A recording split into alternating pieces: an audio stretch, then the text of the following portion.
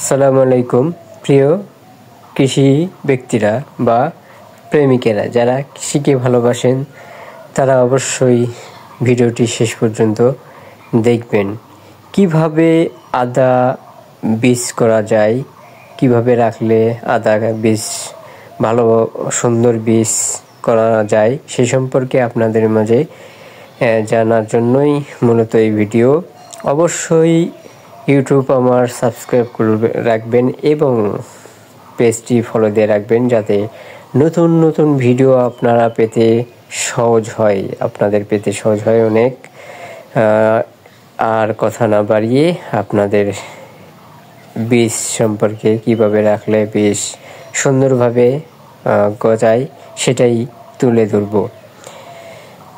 আমি প্রথমে বীজ এই যে মাটি দিয়ে ঢেকে রাখছি, আপনারাও এইভাবে মাটি দিয়ে ঢেকে রাখবেন। দেখেন কত সুন্দরভাবে বীজ বপন হয়েছে, ট্যাগ গজিয়েছে, আপনারা দেখতে পাচ্ছেন। মাটি দিয়ে এইভাবে ঢেকে রাখলেই অসাধারণভাবে প্রত্যেকটা বীজ সুন্দরভাবে গজাবে, এরকম অনেক সুন্দর গজাবে। আপনাদেরকে একটি বীজ আমি বের করে দেখাচ্ছি মাটির ভেতর থেকে, কত সুন্দর বীজ হয়েছে প্রত্যেকটা, একটি নয় কয়েকটি দেখাই। এই যে দেখেন কত সুন্দরভাবে অঙ্কুরিত হয়েছে, এই যে প্রত্যেকটি অঙ্কুরিত হয়েছে, প্রত্যেকটি চোখে অসাধারণভাবে বীজ অঙ্কুরিত হয়েছে।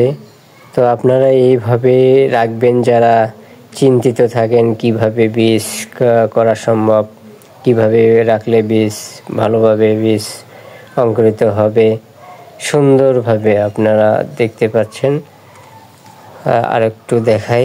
এই যে দেখেন কত বড় হয়েছে, এরকম প্রত্যেকটি দেখতে পাচ্ছেন। দেখেন সবগুলোই যে চোখ আছে সবগুলোই অঙ্কুরিত হয়েছে। এইভাবে আপনারা বীজ সুন্দরভাবে নিজেরাই করতে পারেন, ও বাজার থেকে কিনে নিয়ে আসতে হবে না। এভাবে রাখবেন, তাহলেই আপনারা অঙ্কুরিত করতে পারবেন। তো আশা করছি অবশ্যই আপনারা এই ভিডিওর মাধ্যমে একটু হলেও কিছু শিখতে পারবেন। পুরোপুরি দেখালাম। আপনারা আরও নতুন নতুন ভিডিও যদি পেতে চান তাহলে অবশ্যই কমেন্টের মাধ্যমে জানাবেন। এই যে দেখেন কত সুন্দর, যেটাই বার করতেছি অনেক সুন্দরভাবে। তো আর ভিডিও লং করতে চাচ্ছি না, এখানেই শেষ করতে চাচ্ছি এই ভিডিওটি। ভালো থাকবেন, সুস্থ থাকবেন।